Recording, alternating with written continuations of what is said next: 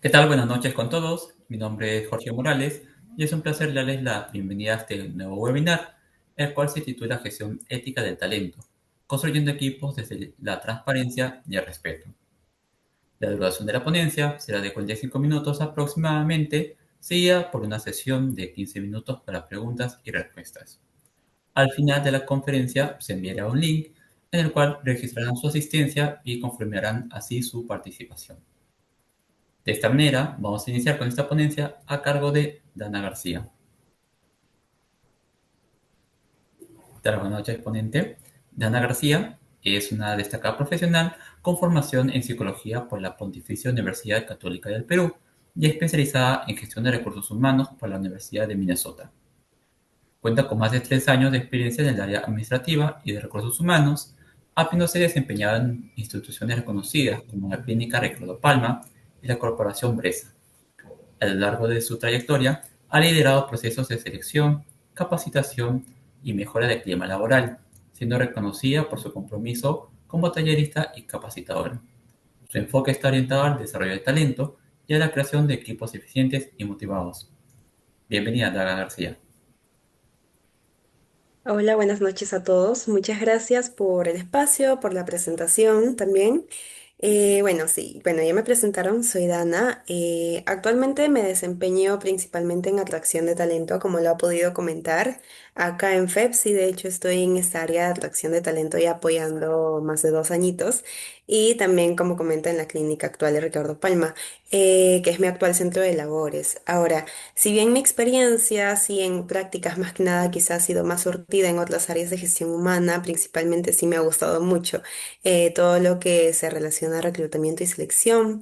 Y bueno, sí hay muchos temas muy importantes respecto a los procesos, ya que siempre hay cosas por agilizar, estandarizar y que se pueden mejorar en muchas empresas y en distintos rubros. Pero esta vez sí me pareció importante que hablemos de las bases, y en este caso por eso escogí el tema de las bases y cimientos éticos, ¿no? Que son, de hecho, también parte importante de la formación que tenemos en psicología. Al ser un tema de ética, de cómo actuamos, sí me gustaría poder visualizar bastante participación por medio de los comentarios para irlos leyendo y que podamos ir compartiendo distintas experiencias de parte de nosotros, ¿no? Entonces, como tal, vamos a iniciar con la gestión ética de talento. Yo sí considero que esto no solo aplica para el área organizacional, de hecho, al tener una formación en psicología, esto es aplicable a distintas áreas de la psicología.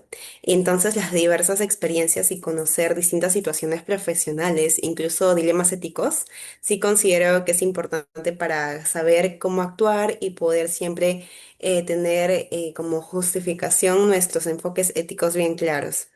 Entonces, por ello, quizá no voy a hablar mucho de técnicas, herramientas, sino de lo que es más profundo, la ética, los principios éticos y todo lo que nos enseñan en nuestra formación como tal. Entonces, vamos al principio, ¿no? Con lo siguiente, que sería la gestión ética de talento, quizá contextualizando un poco. Vamos a plantearlo de la siguiente manera. Nuestra primera fase siempre es el primer proceso, que sería el primer contacto. Al menos en reclutamiento y selección, el primer contacto es primordial.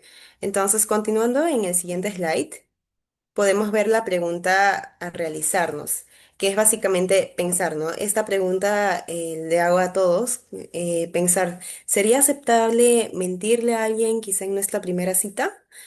Entonces, si lo pensamos realmente, la respuesta que cualquiera pensaría es que no, que evidentemente no está bien mentir en un primer encuentro con nadie ni con ninguna persona.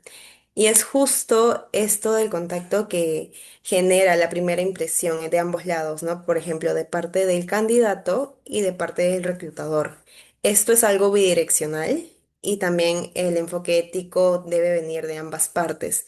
Cada quien está realizando una evaluación mutua, básicamente, cuando hay este primer encuentro y quizá está evaluando qué es lo más conveniente a sus intereses personales, de parte del candidato, qué es lo que le conviene en cuanto a una oferta laboral y de parte de la empresa, si se va a adecuar a la posición. Entonces, está muy bien, de hecho, de eso se trata, ¿no? De encontrar y poder alinear las necesidades entre empresa y profesional para que los intereses de ambos sean satisfechos. Entonces, incluso podemos ver que esta evaluación, este análisis mutuo se realiza de parte del reclutador, incluso desde el CV, ¿no? Del currículum. Nosotros quizá abrimos un currículo esperando que la información que colocan siempre sea verídica. Acá como datos tenemos la primera impresión es la que marca el tono de toda la relación laboral. De hecho, un 58% de los candidatos rechazan ofertas tras experimentar procesos de selección poco transparentes. Y hay muchos comentarios. Se escucha mucho de que hay procesos actuales que no muestran esta transparencia que se debería como general. Entonces, por ejemplo, acá tenemos y podemos ver tres formas de salvaguardar la ética desde un primer contacto.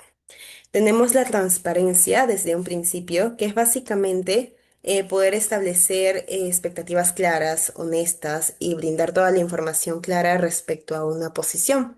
Esto es muy importante ya que básicamente la información, las condiciones de trabajo es lo que hace que un candidato decida si va a continuar en este centro de labores o si no. Y también va a ser lo que va a mostrar cuál sería nuestra cultura organizacional en cuanto a la empresa. Por otro lado, tenemos la coherencia, ¿no? Que también es muy importante tener coherencia en lo que comunicamos y también lo que muestra quizá la empresa. Quizás si nosotros decimos que somos personas que tenemos mucho cuidado con los colaboradores, que siempre estamos incentivando a su trabajo y todo ello, hay que tener coherencia en esta comunicación y quizá no dejar procesos a la mitad, no detener comunicación con los candidatos y poder siempre tener esta honestidad en cuanto al flujo del proceso o a cuál es el resultado como tal, si es que sucede algo. Entonces, siempre es importante alinear lo que decimos y lo que realmente se está ofreciendo como organización, porque si bien nosotros queremos ofrecerle lo mejor siempre al candidato, puede que las condiciones o la cultura de la empresa no siempre se alinee a lo que queremos decir. Por último, también está la honestidad como base. Esto es justamente para poder construir relaciones profesionales basadas en autenticidad. Si nosotros no somos honestos desde un inicio, vamos a perder esta veracidad. Y eso que va a ser- va a tener consecuencias clave, ya que cuando perdemos esta veracidad como reclutadores, posteriormente los candidatos, independientemente de la empresa en la que estemos, teniendo convocatorias, no nos van a creer o van a dudar de las condiciones que les brindamos. Y por eso es muy importante esta primera impresión y lo quería colocar más que nada a modo de ejemplo, porque aunque suena obvio y que siempre se debe respetar todo esto, la transparencia, la coherencia y la honestidad, hay muchos procesos que se olvidan de realizarlo como tal. Entonces les hago la siguiente pregunta. Por ejemplo, ¿alguna vez ustedes han vivido alguna entrevista donde han sentido que no había transparencia o honestidad del todo? Entonces, ahí quiero ver y más o menos que ustedes piensen en la respuesta, ¿no? Porque espero que quizá no, que no hayan tenido que pasar por procesos así, pero lamentablemente para quienes han pasado muchas convocatorias, muchos procesos de selección, se van a encontrar y se van a topar con algunas entrevistas en donde te ocultan información, no te lo dicen o no te responden al 100% cualquier duda que tienes respecto a la empresa. ¿Ya? Entonces, pasamos a la siguiente diapositiva y vamos a ver un poquito la información respecto al panorama actual. Y vamos a justificarlo quizá con algunos estudios. Tenemos, por ejemplo, Deloitte, Manpower, que son grupos que realizan y sacan data de una población bastante grande, y ellos comentan, ¿no? Que básicamente entre el 70 y 80% de empresas latinoamericanas no cuentan con políticas éticas, claras o formales. ¿Eso qué quiere decir? Que justamente los que se ven afectados no solo es en las políticas internas de la empresa, sino también en estos procesos de reclutamiento y selección. Las políticas éticas básicamente salvaguardan el cuidado ético del candidato, del colaborador y de quienes están trabajando para la empresa. Y esta carencia sí tiene un impacto negativo, ya sea sobre el clima organizacional, la rotación, la productividad empresarial y claro, es que si no hay una información o no se cumplen con las expectativas desde un principio brindadas, La persona siempre va a buscar un centro de labores en donde sí se sienta cómodo realizando las actividades y donde sí se cumplan las expectativas que le habían ofrecido en un principio. Entonces, como tal, podemos ver que todo se alinea, ¿no? Realmente la ética no solo es importante por el tema de valores, sino también porque finalmente no es conveniente en una empresa tener estos problemas éticos que en un momento los vamos a mencionar, porque finalmente no es funcional incluso para los colaboradores, no genera una buena productividad, no genera motivación en sus funciones y no fidelizamos a nuestros trabajadores o al talento que ya tenemos. Entonces, como tal, ¿cuáles serían las formas o bueno, estos problemas éticos que encontramos en la actualidad? Para poder identificarlo, quizá en la empresa que ustedes estén trabajando, podemos hacernos las siguientes preguntas. Quizá en los procesos se informa con claridad lo que estamos realizando, porque los candidatos siempre necesitan conocer cada etapa del proceso para poder saber cómo desenvolverse, cómo desempeñarse y cómo va a ser el previo a su ingreso. Por ejemplo, hay retroalimentación. Cuando los colaboradores ya están dentro de una empresa, la retroalimentación sí resulta un factor muy importante, ya que este feedback constructivo va a ser lo que apoya a que haya desarrollo profesional en todos los trabajadores. Por ejemplo, hay evaluadores diversos. En reclutamiento y selección siempre va a haber un mínimo de sesgos inconscientes. Y justamente debido a ello siempre se busca, y la forma más ética de sobrellevar cualquier proceso es que haya evaluadores diversos, ya que esto nos brinda distintas miradas, distintas perspectivas, y ello hace que sea más objetivo las decisiones en cuanto a selección.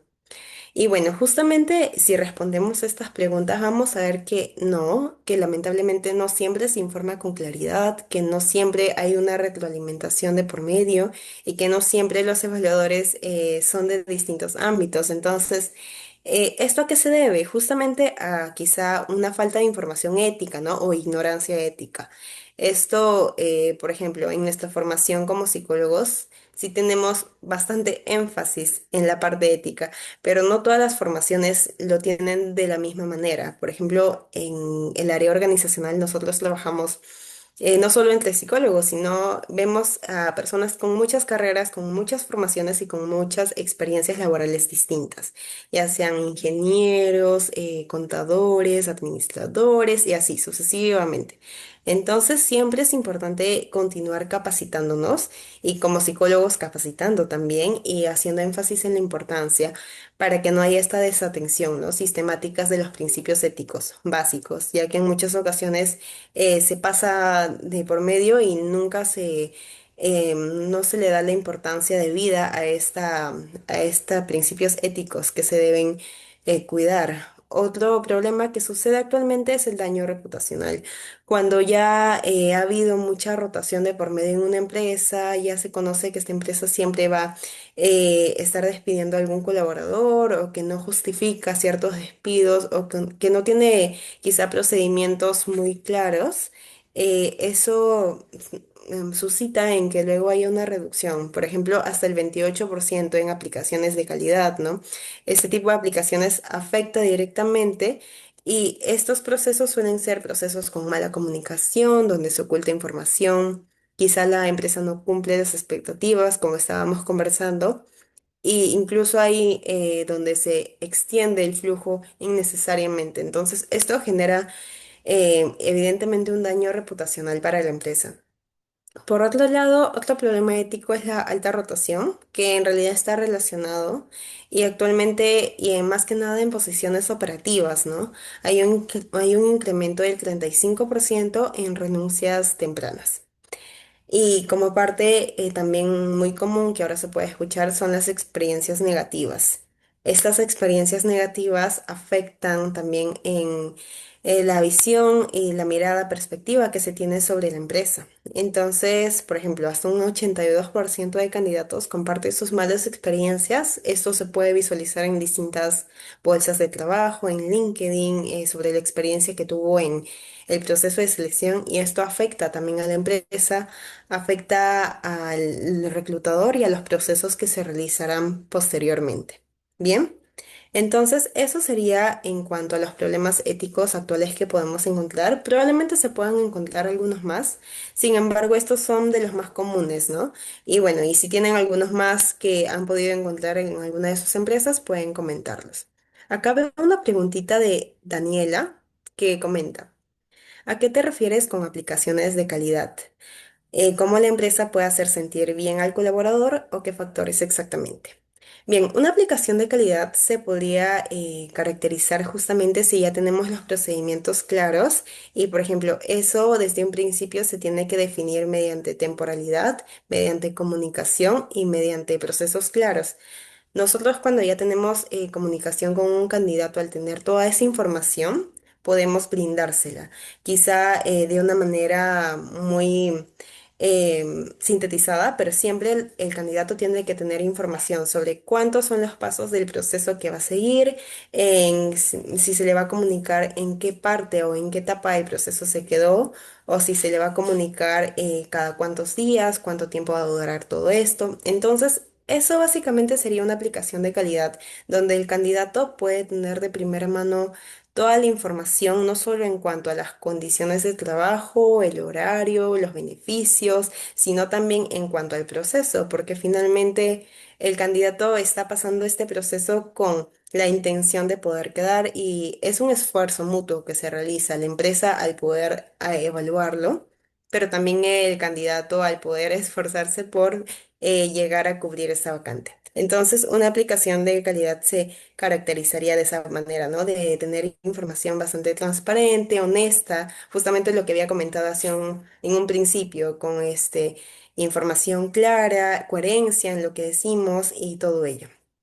Sería básicamente eso, y espero haber respondido a tu pregunta, Daniela.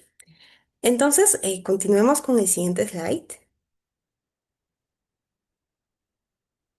Listo. Entonces vamos a continuar con la gestión ética de talento. Justamente ahora vamos de lleno con el tema de los valores. Esto es súper importante también y se relaciona mucho a la ética en empresas, porque justamente la gestión ética constituye un enfoque integral, incorpora principios morales en cada fase del ciclo de vida laboral. Si vemos los estudios recientes, el 78% de profesionales valora quizá más trabajar en organizaciones con prácticas éticas transparentes, ¿no? Justamente también tiene que ver con cómo se le hace sentir al colaborador desde un principio, que también tiene que ver con una noción en organizacional que se llama Employee Experience, que básicamente refiere a la experiencia del colaborador. Entonces, todo esto ayuda.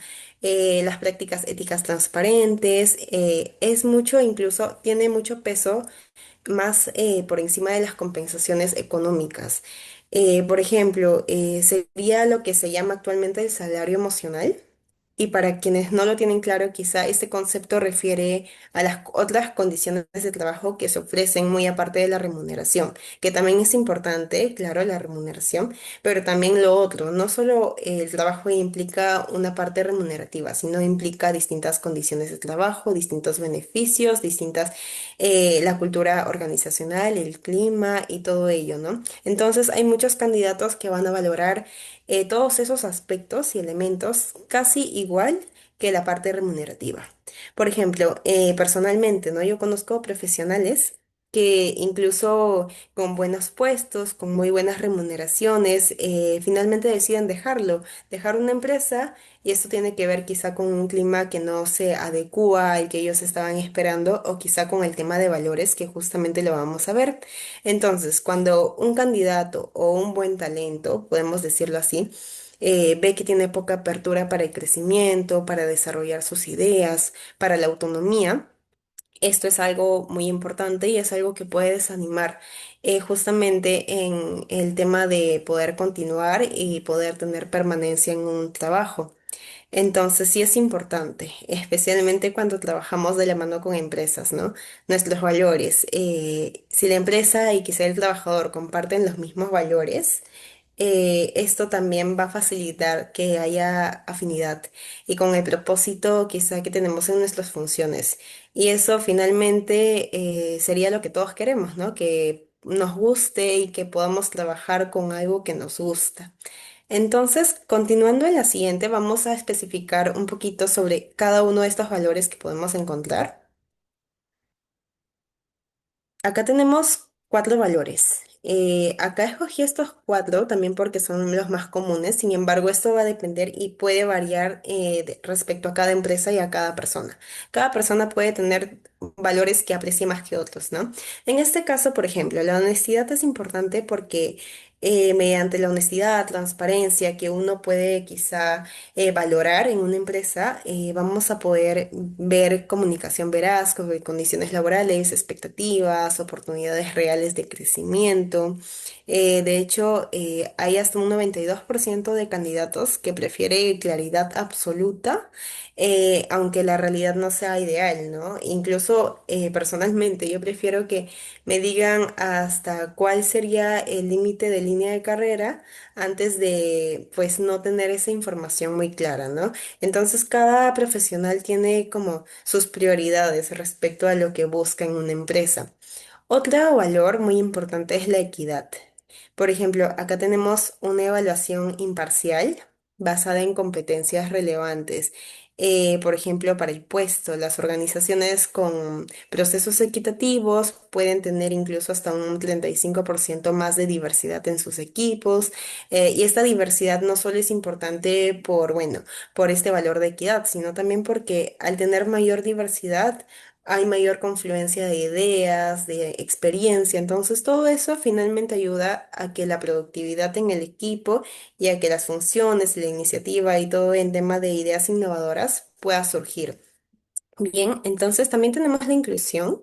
Esto nos ayuda, de hecho, a eliminar lo que serían los llamados sesgos inconscientes y de esta manera también se puede crear oportunidades para diversos perfiles.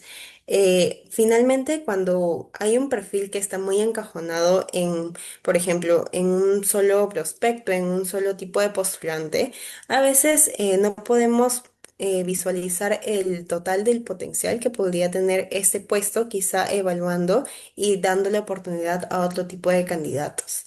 Entonces, es por eso que las empresas inclusivas pueden incluso superar la rentabilidad, ¿no? Porque están no solo encajonando un perfil a un tipo de postulante específico, sino que pueden tener toda esta gama de talento, atraerlo y ver cómo funciona de mejor manera mediante este valor que es la inclusión.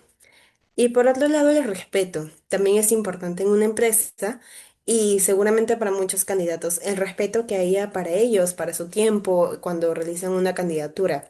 Entonces, sí es muy importante valorar la dignidad, el tiempo de cada candidato, porque es muy valioso. Por ejemplo, el 87% de los postulantes considera que el respeto es un indicador clave en la cultura organizacional. Y de hecho yo estoy muy segura que un candidato que no se siente respetado durante el proceso de selección no se va a sentir con ganas de estar en un trabajo donde no lo respeten incluso desde antes, porque ya ahí va a poder visualizar cómo va a ser el respeto cuando ya esté dentro de la empresa, ¿no? Como colaborador. Entonces, eso sería en cuanto a valores. Esto no solo aplica, como comentaba, a la empresa, sino a lo moral, a lo humano y a los mismos candidatos, a las personas que postulan, porque ellos también tienen su propia gama de valores y ellos van a decidir finalmente cuáles son estos valores que se alinean más a lo que están buscando, a la empresa. Entonces, esta es una forma en que nos ayuda también a poder ver cuál sería la empresa más ideal hacia nosotros y bueno, significa también reconocer que trabajamos de parte de los reclutadores con personas, ¿no? Que tienen emociones, que tienen sus propios proyectos de vida, sus sueños. Entonces, todo ello, y no solo verlo como perfiles, como un profesional con tal carrera y con tal experiencia, no. Nosotros también debemos buscar, siendo del área de atracción de talento, personas que tengan valores y que vayan a sentirse motivados trabajando en una empresa que compartan los valores de las personas que estamos buscando. Y bueno, eso sería en cuanto a los valores. Continuamos entonces ya con la parte más de ejemplos, que sería la parte de prácticas.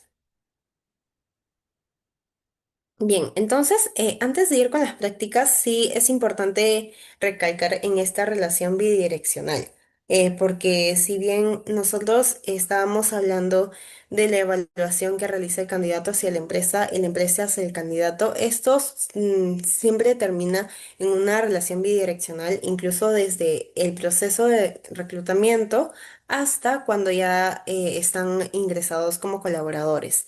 Entonces, este sería también el contraste entre un paradigma tradicional y la visión ética actual que se busca tener. Este paradigma tradicional justamente es más unidireccional, ¿no?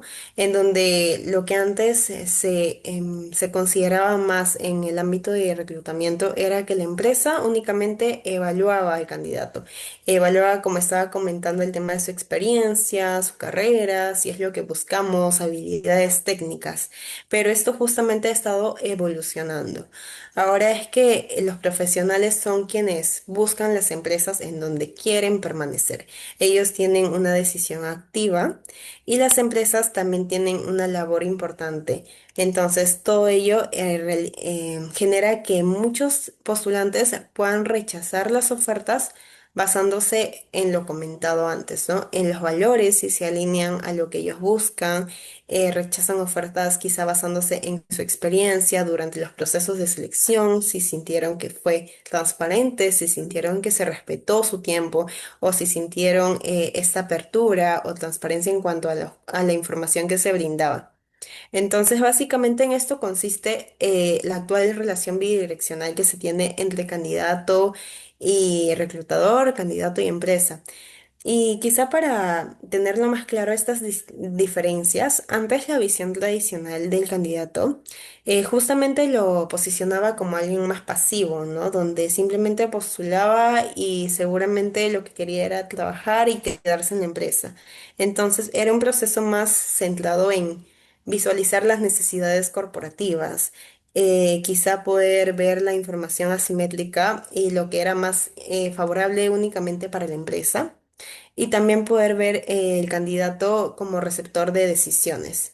Y esto definitivamente, si bien antes se consideraba que era como más ceñido a lo que buscaban realmente la efectividad, y bueno, los porcentajes demuestran que no genera mucho acierto en las contrataciones, porque como comento, actualmente si alguien no se siente satisfecho en su lugar de labores, no va a permanecer y esto va a generar una rotación generalizada en la empresa y en la posición. Entonces, por eso la visión ética actual es la que más está ayudando a las empresas y es la más favorable en cuanto a atracción de talento, ya que los postulantes son visualizados como sujetos activos. Como hace un momento comentaba, lo mejor es visualizarlos no como perfiles, sino como personas, humanos, con distintas aspiraciones. Y esto nos permite también poder hacer una evaluación más profunda de cada candidato. Que el proceso no esté centrado únicamente en sus habilidades técnicas, sino ahora que esté centrada en la compatibilidad mutua, en cubrir necesidades de ambos lados, de la empresa y del candidato, en generar transparencia informativa bidireccional, ¿no?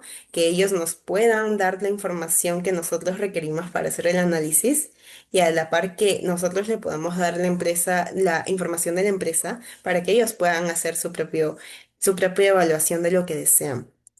Entonces, sí es muy importante. El candidato ahora es agente de decisión y ahora cada vez lo vemos más, ¿no? Ya que los candidatos deciden a qué rubro postular, deciden qué es lo que desean para su trabajo y pues ponen todas estas condiciones, lo cual está bien porque finalmente un acuerdo mutuo entre condiciones que propone la empresa y condiciones que necesita el candidato es algo que va a ayudar a que finalmente se pueda trabajar de manera colaborativa y que el candidato pueda pues desarrollarse y generar y crecer como talento, que es lo que finalmente la empresa quiere para que pueda crecer y ser productivo, ¿no? Y desempeñarse de la mejor forma. Entonces, esta ha sido la evolución que hemos tenido. Finalmente se ha transformado Y es algo bueno, ya que convierte el reclutamiento también en un proceso más analítico y muy importante para los psicólogos que se encuentran en el área de atracción de talento, ¿no? Donde se puede realizar este análisis y ser el puente entre la empresa y el candidato. Entonces pasamos a la siguiente diapositiva. Listo. Ahora sí, vamos con lo que serían las prácticas éticas y algunas prácticas nocivas. Si han podido ver alguna de estas, pueden quizá comentar su experiencia en los comentarios y de lo contrario, igual vamos a pasar por cada una de estas. Por ejemplo, en el caso de las prácticas éticas, podemos visualizar el tema de los feedbacks que ya le hemos ido comentando, constructivos y oportunos, la transparencia en cuanto a condiciones laborales, criterios de selección objetivos, respeto de la confidencialidad, procesos de estándares justos. Y pues todas estas prácticas éticas justamente ayudan a que el candidato se pueda sentir más escuchado y más cómodo en cuanto al proceso de selección. Pero, por ejemplo, lastimosamente hay algunas prácticas nocivas que aún se continúan dando. Esto puede ser el ghosting al ignorar candidatos, ¿no? En cuando el candidato quiere saber quizá en qué va su proceso de selección y ya no recibe respuesta de parte de la empresa. Otra práctica nociva es la información incompleta, engañosa. Entonces, hay decisiones también que son basadas quizá en sesgos personales.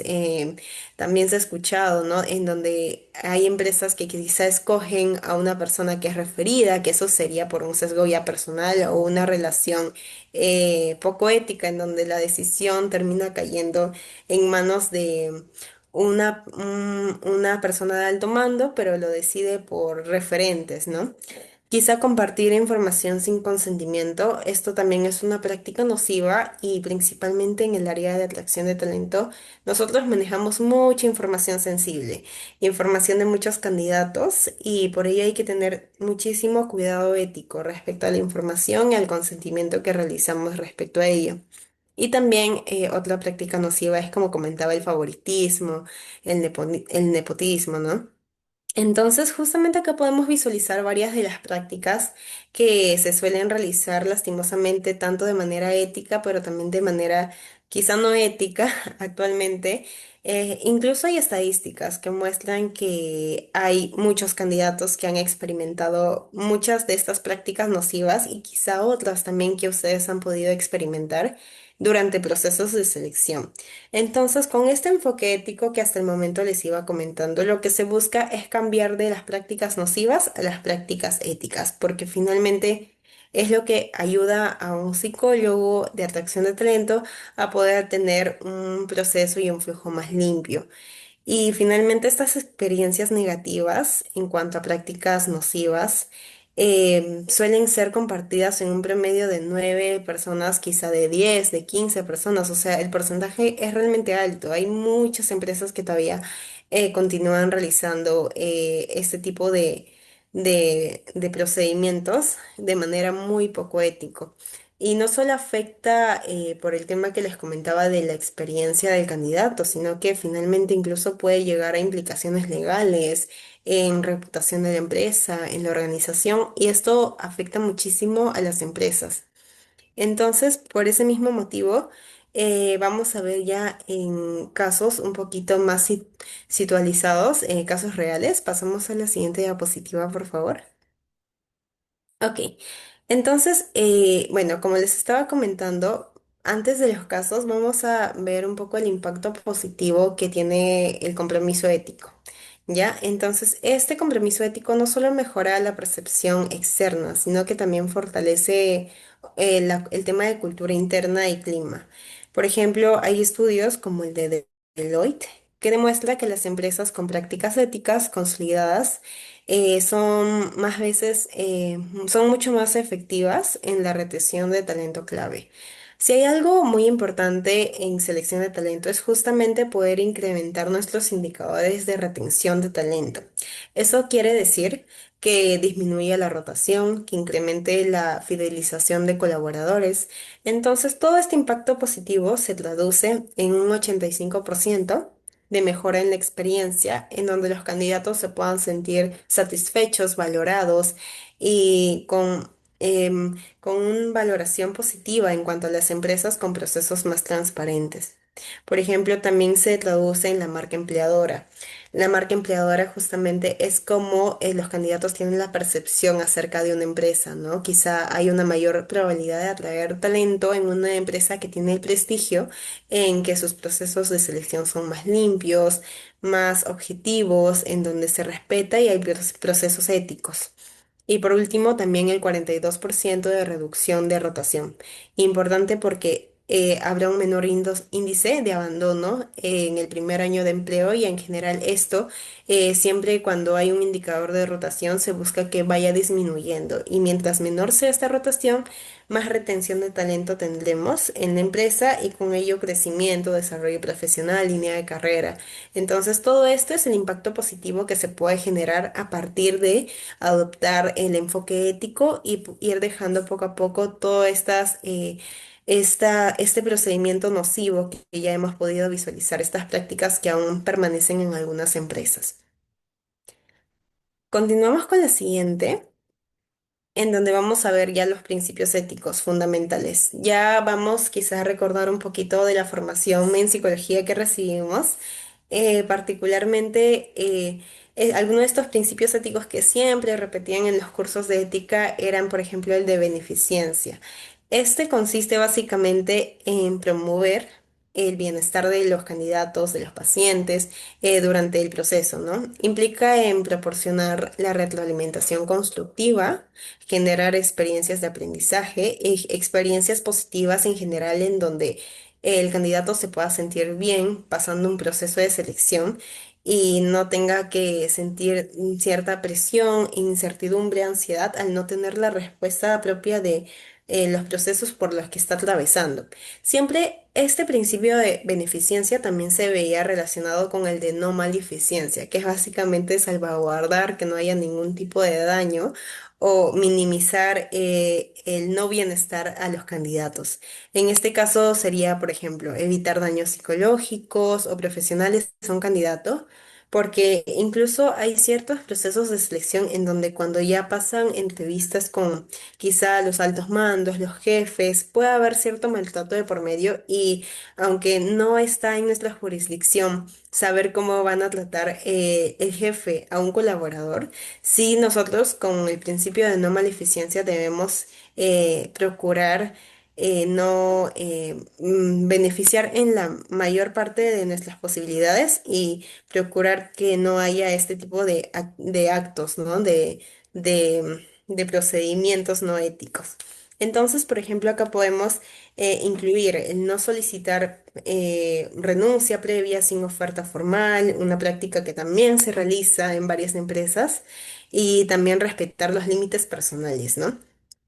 Ahora, otro principio ético es la justicia y equidad, que básicamente es evaluar a todos los candidatos bajo los mismos criterios, objetivos, relevantes. Para esto nos ayuda bastante tener pues todo nuestro proceso bien escatimado, nuestro puesto, los detalles del puesto, las condiciones, todo muy claro para poder tener esta justicia y equidad en la evaluación. Y hay muchas organizaciones con procesos equitativos, de hecho, que reportan un mayor porcentaje de diversidad y un 48% más de innovación, porque justamente el no ceñir un perfil únicamente a un solo tipo de postulante nos ayuda mucho a tener más ideas y mayor innovación en cuanto a los procedimientos, en cuanto a las funciones y a las tareas que se realizan. Entonces, eso se alinea a los estudios recientes, ¿no? Que se tienen sobre este principio ético. Continuando con los siguientes, por favor, en principios éticos. Listo, acá tenemos otros que también se pueden amoldar a lo que tiene que ver con el área organizacional. Por ejemplo, tenemos el de integridad profesional. Básicamente, esto como psicólogos nos exige a ser coherente entre lo que decimos y hacemos, ¿no? Que era lo que también estaba comentando al inicio. Por ejemplo, en recursos humanos, la integridad profesional consistiría en no maquillar quizá una realidad cuando no es de esa forma, comentar los salarios tal como son, los roles, los beneficios y no vender algo que realmente no lo van a encontrar los candidatos cuando ingresen. Y también mantener los estándares éticos, ¿no? Consistentes, ya que al ser psicólogos es muy importante mantener esta integridad profesional, incluso bajo ciertas condiciones de ciertas empresas en donde quizá se nos exige no tener total claridad en cuanto a las condiciones. Nosotros siempre nos podemos salvaguardar de los principios éticos que rigen nuestra profesión. Por ejemplo, consentimiento informado.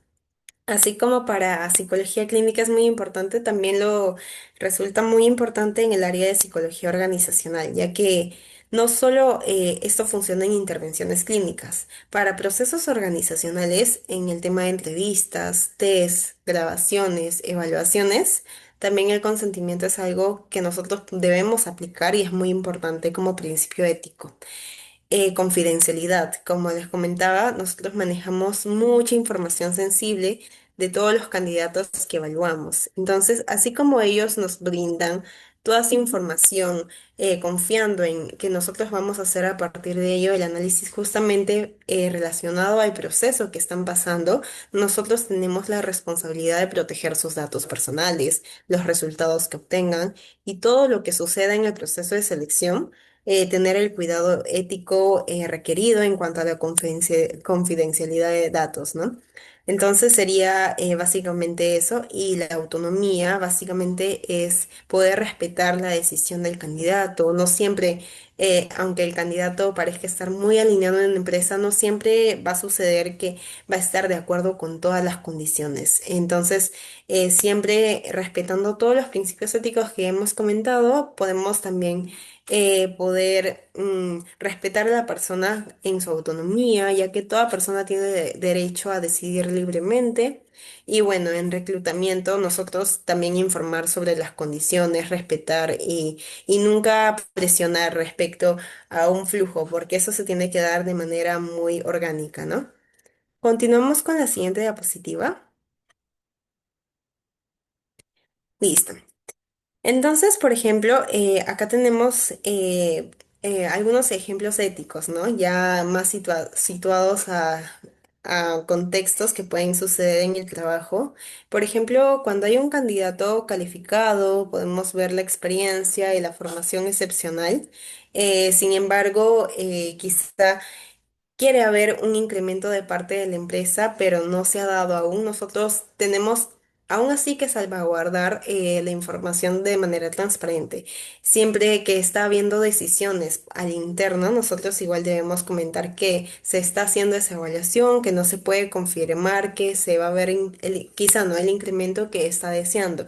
Entonces, incluso si hay un candidato que califica al 100% y nosotros no cumplimos con las condiciones que ellos están exigiendo como talento para la empresa, nosotros igual debemos siempre ser transparentes en cuanto al proceso, sea que finalmente rechacen nuestra propuesta o no. Entonces, eso es muy importante para que posteriormente cuando ingrese no se tope con una realidad distinta y se quiera retirar. Por ejemplo, sucede otros casos, ¿no? De recomendación interna que realmente hay una persona referida de parte de algún jefe y sabemos que esa persona inevitablemente va a quedar, ya que las decisiones no las toma el reclutador, sino los clientes internos.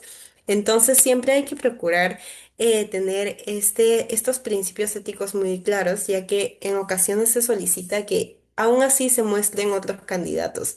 Y puede suceder que nosotros sabemos que estos candidatos no van a quedar debido a este referente, ¿no? Del conocido del jefe, el conocido de alguna persona de alto mando. Entonces, en esos casos siempre hay mucho cuidado ético que tener de por medio, ya que si nosotros tomamos decisiones por nuestra cuenta, pueden haber un conflicto de intereses que puede confrontar al cliente y al candidato. Y en este caso, nosotros, al ser el puente que conecta la organización, el cliente con el candidato, debemos hacer siempre lo que mejor sea para ambos, siempre respetando condiciones de la empresa, pero salvaguardando al candidato. En estos casos es importante justamente cumplir nuestro rol de psicólogos, ¿no? Hacer, recordarles a los clientes que hay principios éticos que te debemos cuidar y que hay que tratar de hacer el flujo y el proceso lo más objetivo posible. Entonces siempre hay que procurar realizarlo de esa forma y para que finalmente la decisión que se tome finalmente sea la decisión más ética posible. Entonces acá podemos ver cómo en un caso ético podemos visualizar y bajar de esta forma desde una recomendación interna, un conflicto de intereses, una decisión ética, que es lo que se busca que podamos realizar, ¿no? Al finalizar, que la decisión sea con la mayor transparencia en cuanto a criterios posibles. ¿Listo? Entonces, continuando con la siguiente diapositiva.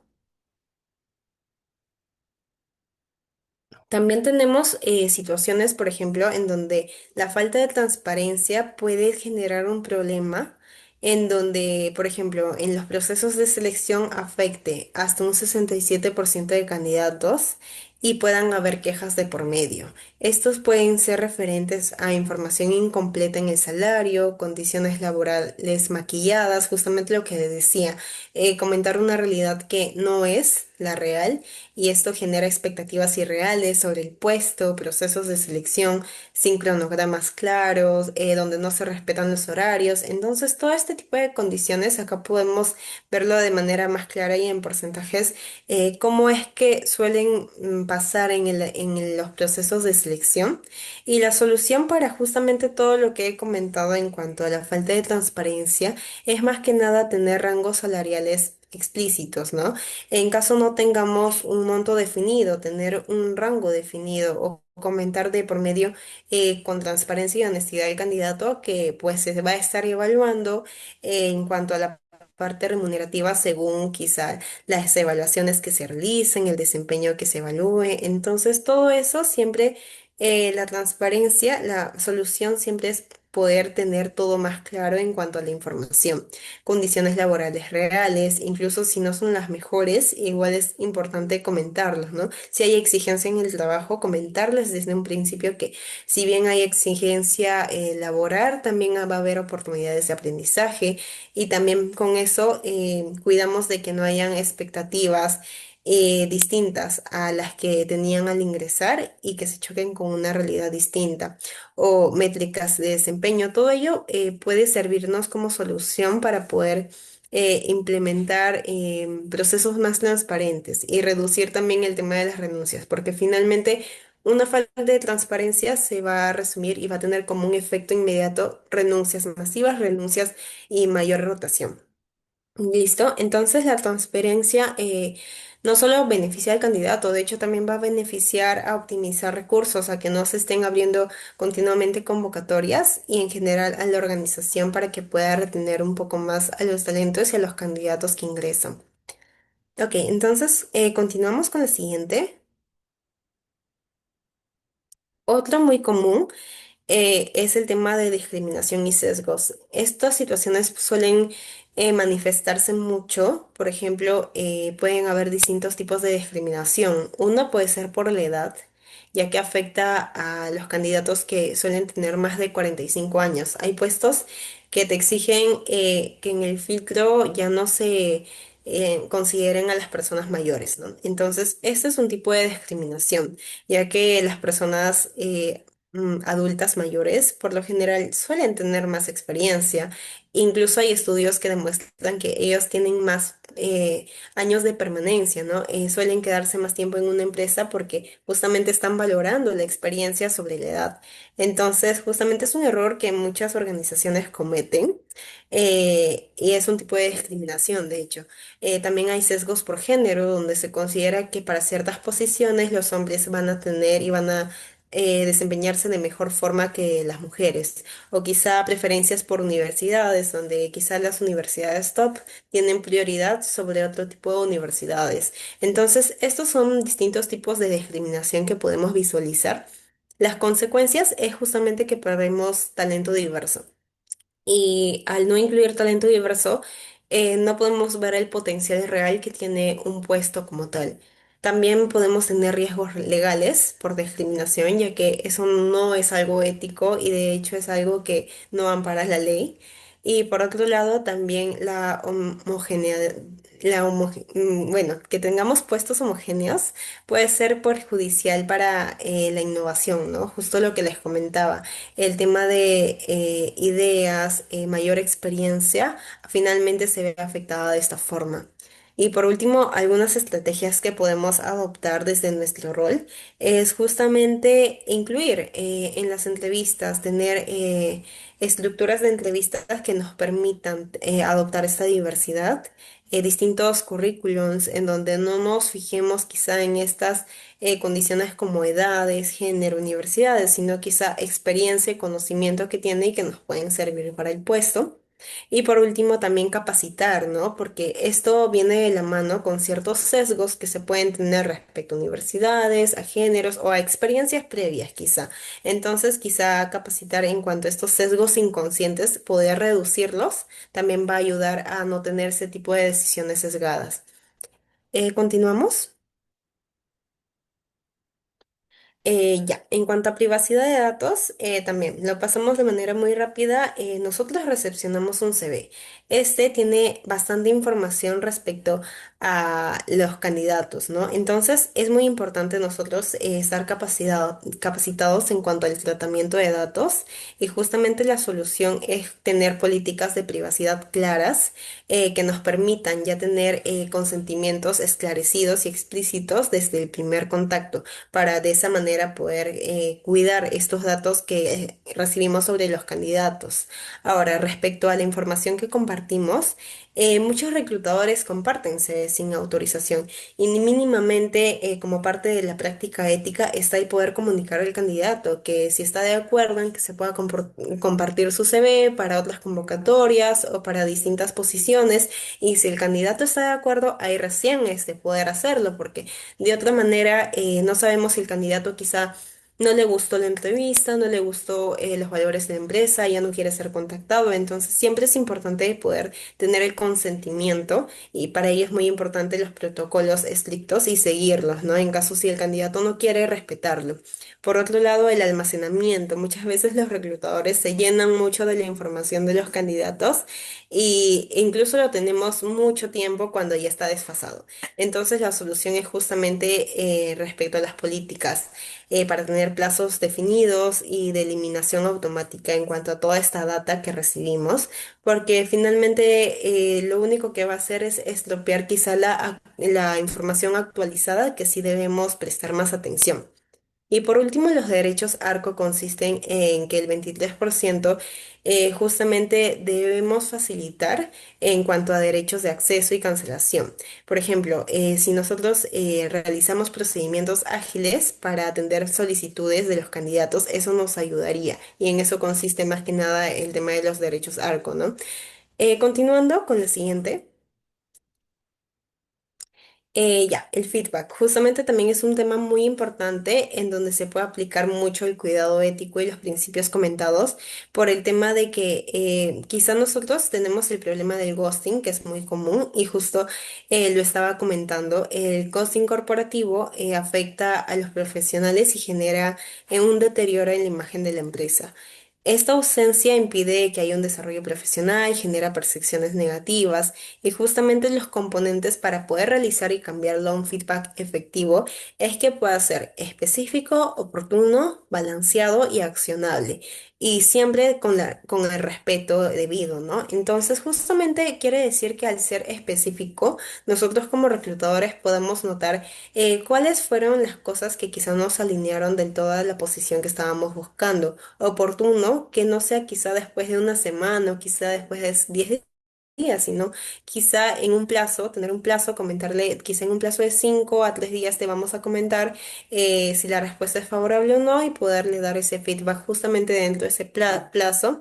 Y también respetuoso, porque justamente al ser un feedback constructivo, lo que buscamos es que finalmente sea un apoyo para que en la siguiente entrevista o el siguiente proceso de selección que pase, este feedback le pueda ayudar a mejorar su desempeño y que pueda brindar una mejor entrevista.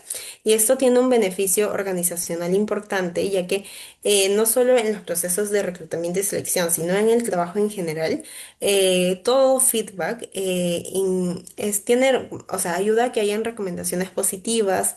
En el caso del flujo de selección, puede haber más repostulación de candidatos, ya que al haber tenido un feedback, se sienten con la seguridad de nuevamente postular y habiendo teniendo y más experiencia. Y eso también ayuda a la empresa, porque ya recibimos un candidato más preparado, que ya puede enfrentarse de una mejor manera en la entrevista, y esto genera también mejores postulaciones y mejores prospectos respecto a los candidatos que recibimos, ¿no?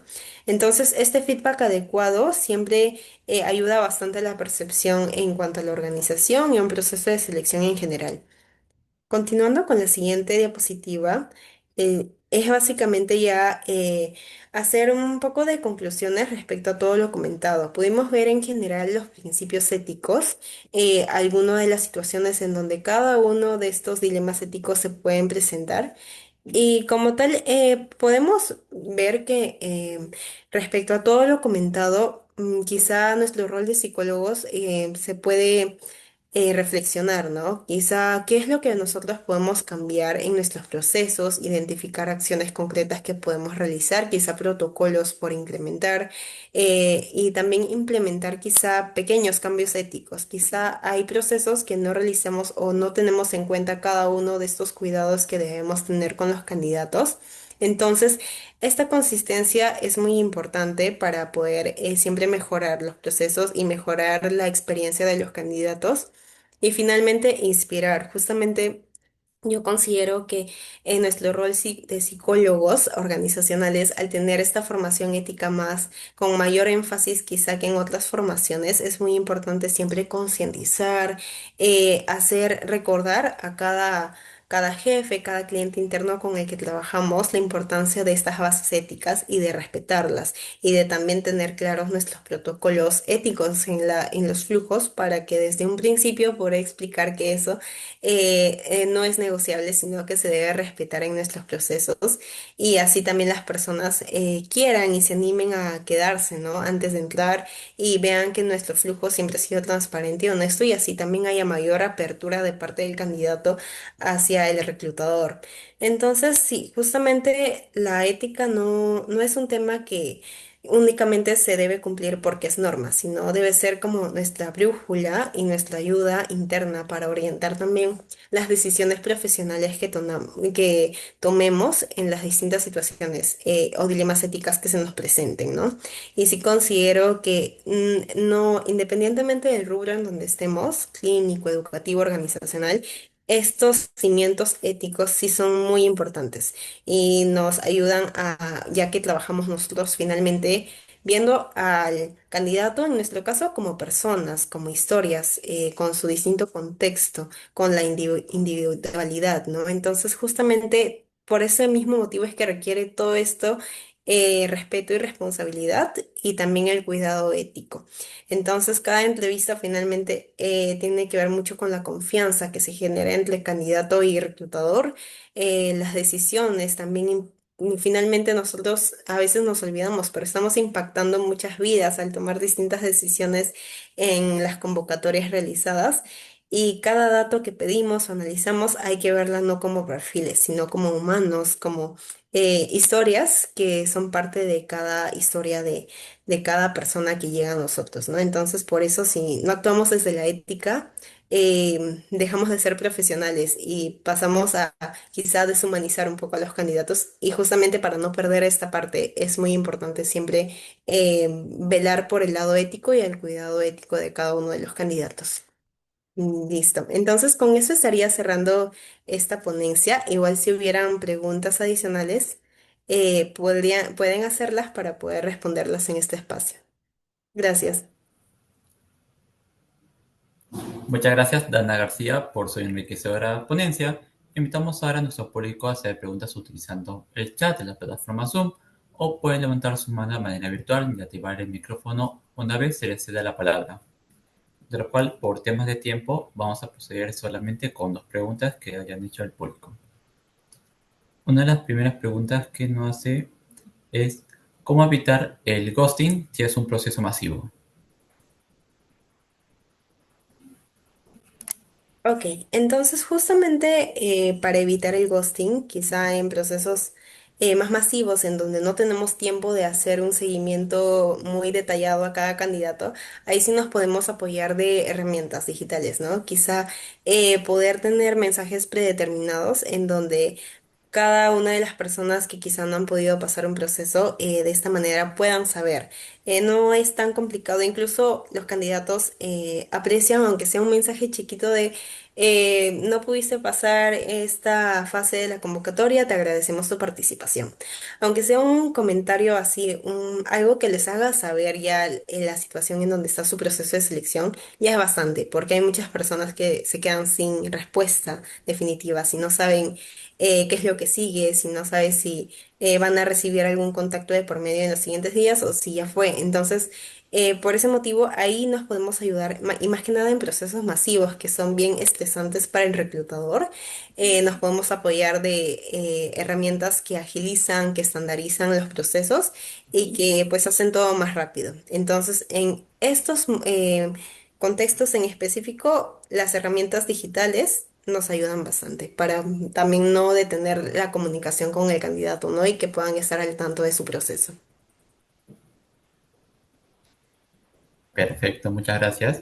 Y ya para ir finalizando con la ronda de preguntas, Nipto nos pregunta, ¿qué dilemas éticos pueden surgir al aplicar pruebas psicotécnicas en procesos de selección de personal y cómo pueden afectar la equidad y la confidencialidad de los candidatos?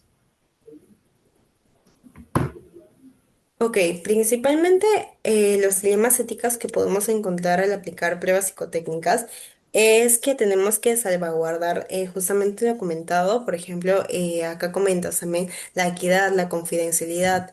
Siempre en las pruebas psicotécnicas lo que debemos procurar es que para cada posición sea detallada y especificada, sean muy distintas y que no siempre se realice la misma en distintas posiciones, que sea bastante personalizada. Entonces, justamente en el tema de equidad podemos no solo evaluarlo o diferenciarlo por posiciones, sino también por distintos tipos de población. Eso sería una forma de salvaguardar la equidad, ya que no estaríamos generalizando una sola evaluación para el puesto en general, sino que tendríamos en cuenta que hay distintos perfiles y distintos postulantes que se pueden a acercar a este puesto. Entonces, de esa manera, adaptando un poquito al contexto y al tipo de postulante, podría ayudar a la equidad. Y el tema de la confidencialidad, siempre tener protocolos claros de confidencialidad nos ayuda bastante. Por ejemplo, principalmente en las organizaciones, los protocolos de confidencialidad consisten en quizá una persona encargada de recibir los valores, los resultados y poder evaluarlos. Entonces, una persona que se encargue de todo el proceso y de salvaguardar la confidencialidad de las datas, de la data de este postulante, también va a ayudar bastante a evitar dilemas éticos de por medio, ¿no? Entonces, eso sería básicamente en cuanto a equidad y confidencialidad. Perfecto. Muchas gracias. Nuevamente agradecemos a Dana García por compartir sus valiosos conocimientos y experiencias con nosotros. De igual manera, agradecemos a cada uno de los participantes por su grata presencia. Espero que continúen asistiendo a los siguientes lunes webinars que se van a estar programando. Asimismo, se les estará enviando el link del formulario en el cual van a poder registrar su asistencia. Este formulario, este link, se compartirá a través del chat de Zoom. Ustedes van a tener 10 minutos para poder completarlo. De esta manera, podrán gestionar su certificado del webinar del día de hoy. Para esto, mencionamos que la palabra clave de la ponencia es ética.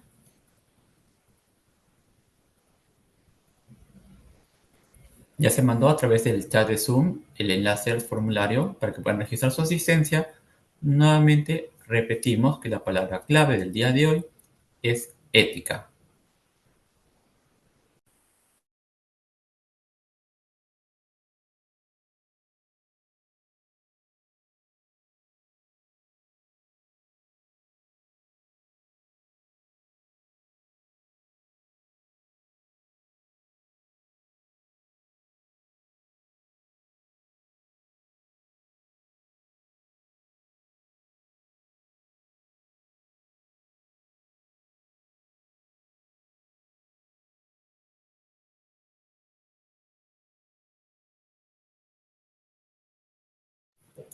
Repetimos, la palabra clave es ética, con C.